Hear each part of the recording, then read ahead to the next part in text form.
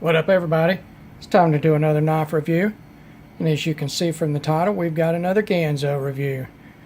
I'm pretty happy with Ganzo products so far. It's the fourth Ganzo knife that I've bought. A couple of their carbon fiber models last Christmas that I gave as gifts, and then I bought a couple of G10 models here recently, and I'm pretty happy overall with them. In my opinion, they are very well made for their price point and make great beater knives. So let's take a look at this one. As you can see from the title, what we've got is the G7413P. There is a normal 7413 model, and it will have flat scales with no sculpting on them. This model is in radius scales and does have this sculpting you can see here, and that is the P suffix in that title. I guess we'll take a look here at the packaging first, and there is your model 7413P-OR-WS. The OR is for orange, of course, and the WS is for whistle, because whistles come with knives apparently. It's just a little plastic. It's a super loud sort of modern whistle, P-less whistle. There's no P in it. On a lanyard. I, of course, immediately took that off of my knife because I don't use lanyards, first of all, and I don't need a whistle on my knife. It also comes with the older style, the velveteen drawstring pouch that most of the, in fact, probably all of the G series knives from Ganzo come with.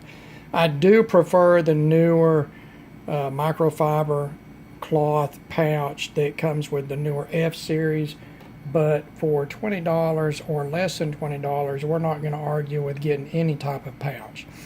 Alright, first thing I'm going to do, I'm going to compare this to the other recent Ganzo that I reviewed, and that is the F720 model. As you can see, they are a lot alike.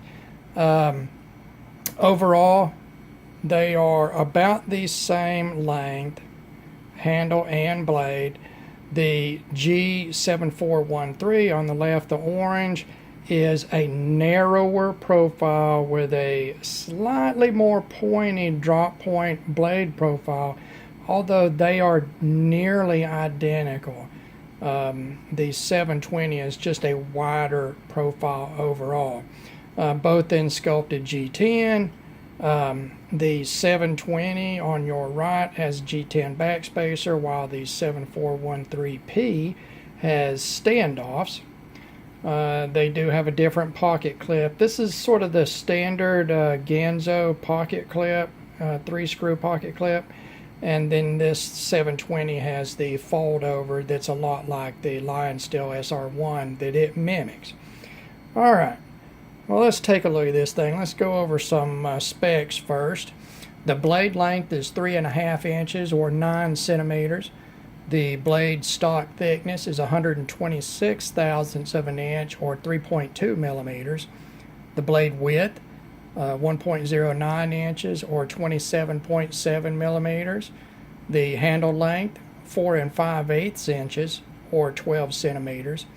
The handle thickness is 560 thousandths, so just a little over half an inch, or 14.45 millimeters. The handle width at its widest point is 1.27 inches, or 32.5 millimeters. The closed length with the, or closed width, I'm sorry, with the blade nested is 1.4 inches, or 35.7 millimeters. The overall length is 8 1/4 inches or 8 1/3 centimeters, and that cannot be right. I don't think that's right. I'm going to have to look at that, but it is 8 1/4 inches overall. I think I just wrote that down wrong. And the weight is 5.15 ounces or 146 grams. Alright, well, it's a Ganzo. It's in 440C blade steel. Ganzo does a good job with their 440C. I've not had any issue with it, and I like 440C. Yeah, it's not the crazy newest highest performing stainless blade steel, but it is a good blade steel, especially when it has a good heat treat, and Ganzo seems to be spot on with their heat treat, as everybody I've seen has had good performance out of Ganzo's 440C. The grind is a flat grind, and it is fairly high. It's sort of a saber grind almost, and it does have a fairly thin edge on it, surprisingly so. It's a good slicer. The handle is done in G10. As you can see, it's sculpted, and it's radius, 3D radius, and that G10 is over full stainless liners that are not weight relieved in any way, and which does add some weight to this knife, but it's not too super heavy for the size. It's a full size knife, and at just 5.15 ounces, that's, you know, it carries fairly light. It features standoff construction, as you see, just standard sort of turned out stainless standoffs. All right, as you also know, and you can see, this has a piston lock on it. It's basically a modified copy of the Benchmade axis lock. No, it's not as smooth as a Benchmade axis lock, but it is smooth. It does have some pretty stout Omega springs in it, and I've found that generally most Ganzos that I have seen with this type of lock have very strong Omega springs, lots of spring tension, so you really need to sort of get onto them with both your finger and your thumb. It is fairly smooth, and I know I'm making it look like crap here on the camera, but reaching around the camera and doing this is a pain in the ass. All right, it is fairly smooth, and it can be flicked open and closed. God, that looked like crap. Sorry, guys. Anyway, the fit and finish on my example is very good. In the previous Ganzo that I reviewed, the 720, there was a few fit and finish issues, but this one, I gotta say, it's pretty much perfect. The grinds are smooth and even. The plunge is even. The grind line termination is even. The edge grind is even on it. It came very sharp. I stropped it just a little bit on some cardboard when I first started testing with it, cutting, and yeah, it would shave hair. You know, not incredibly aftermarket sharp, but still for a $20 factory knife was very sharp. You can see it's a thumb stud opening, two equal length thumb studs. They are up out of the way. You can see there is a decent little ramp here that is jimped. The jimping is fairly soft. It was finished fairly soft, but it is pretty pronounced, so it's usable. Not the tackiest jimping I've ever seen, but not the smoothest either. All right, next thing, pocket clip. This is what I've seen across a lot of Ganzo knives, and I consider to be their standard pocket clip. I wish it was a little higher mounted, but I can't do anything about that. You see you've got a lanyard hole here, and then a sort of a strange placement, in my opinion, for a standoff all the way down in the flat of the butt end there. That's, to me, that's sort of a strange placement, but it's because of that lanyard hole. This pocket clip is, good Lord, it's stiff. I'm going to have to relax that a little bit because it holds on to your pocket. But if you do not want your pocket knife to come out of your pocket, this is the type of clip and stiffness you want. But if you want ease of use, you're going to have to do a little bit of something, tweak on that a little bit, and I'm going to take it off and bend it just a little bit to take some of that tension off. Other than that, it's comfortable in the hand. There's no issue with hot spots on this pocket clip. You can see the way that it's bent here, the contact point, the termination end here.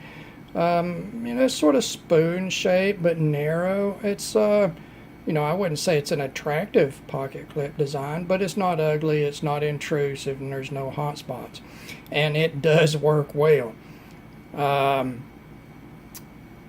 think that a lot of people, from what I've read, are commenting that this knife looks a lot like the DPX Gear Hest folder. And I got to tell you, I've owned a Hest folder. I had one of the shred carbon fiber models, which was not a cheap knife. And this knife is nothing like that knife. The blade profile is not the same. The handle profile is nowhere near the same. It just sort of looks like it because you get this pronounced bird beak here at the butt end. The choil, totally different. The overall handle shape, totally different. And yes, it's in a drop point blade like the DPX Hest, but they are not exactly the same either. I'm going to say this knife is well far from the DPX Hest in appearance and construction. So I think that's a non-issue there for those guys that are sort of sensitive about Ganzo's borrowing designs from other manufacturers. I think this is more of an original type design. It is a fairly wide profile, not as wide as the 720 that I showed you. It is comfortable in the hand. This width is not too bad, actually. The widest point is here at the pivot end, which you're not grasping. It does have a good size finger choil here, and then you've got the bird's beak at the end of it. So you are in a forward or reversed usage. I don't think you're going to have much slippage. And then this texturing is very good. It adds a lot of grip to it, and I like it. It's attractive, and it's relieved around the edge, so you don't have the issues of when they machine this in, leaving the points on the end of it and creating hot spots. You don't have that issue at all with this knife. I think overall they've done a really, really good job with this knife. I'm pretty happy with it overall. It builds on my opinion of what Ganzo is doing. They're offering a fine product at a very low price point, most of the time below $20. The most expensive Ganzo I've ever bought was $23, and that was shipped. And that was one of the carbon fiber models with the coated blade and the blue finished hardware.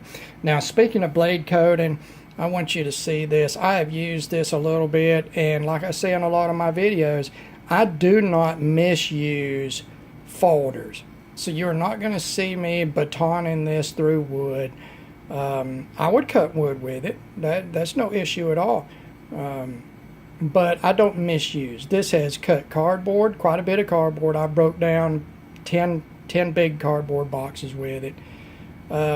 It's cut a little bit of wood just to see how it would, and open letters and opened a couple of boxes, and I cut a set of side skirts for a window air conditioner. So that was some plastic reinforced rubber skirting, which was very tough to cut, but did no damage at all to the blade finish or the edge on this knife. I'm assuming that this is a Teflon finish. When you rub against it, it has the feeling of a Teflon finish. It's sort of self-lubricating.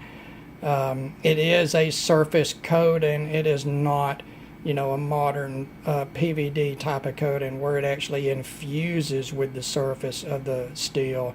This lays on top of the surface, but I'm not seeing any, terrible wear with this coating at all.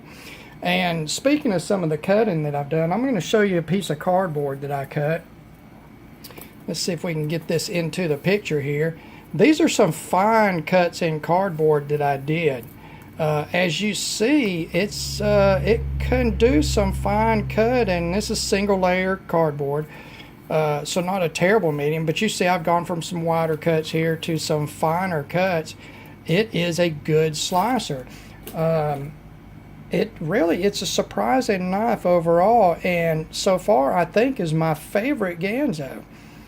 I can recommend this model, the G7413P. You should be able to get it for well under $20 if you order it out of China. if you want to wait on the shipping. If not, there's a vendor, at least one vendor on Amazon that is selling these, and that's where I got mine. It was $20 and some odd cents shipped. So that's not ridiculous at all for this knife that's in 440C blade steel and G10 handle scales over steel liners. It is pretty smooth, even though I'm not making it look that way in front of the camera. My apologies for my shortcomings on that. But overall, it's a high quality knife, a great deal for the money. You don't have to get this in orange. It comes in OD green and black G10 also. The regular model with the non-P suffix model is flat scale, and you can get it in colored G10s. You can also get it in their carbon fiber G10 laminate with silver hardware on it, and that's a good looking knife. I almost bought one of those, but I wanted the radius handle scales that the P model has. So the final closeout on this, get one. This is a great user knife. I don't see any shortcomings in this at all. There was no fit and finish issues. The lock is sturdy. There's no lock play in any direction at all. The lock is not as smooth as an Axis lock, of course, but you're not paying $200 for this knife. You're paying $20 for it. I think that if you are like me, you have some pricier knives in your collection, and you will carry them day to day, but you don't really like to beat on them. These knives are a great knife to buy as a second, as a beater, as a work knife. If you lose it or you break it, or somebody steals it, God forbid, you're only out $20 or even less. I just don't see any loss on this. And then, of course, you get a whistle. Okay, see, that works. And you get the pouch.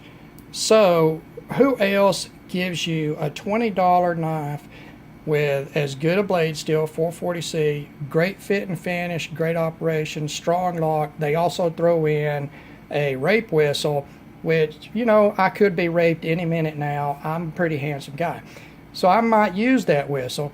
And they also give you the pouch. All right, guys, all kidding aside, it's a great knife. Go out and grab one. Keep an eye on Ganzo. I just expect this company to give us better and better products in the future. God bless all of you, and have a great day.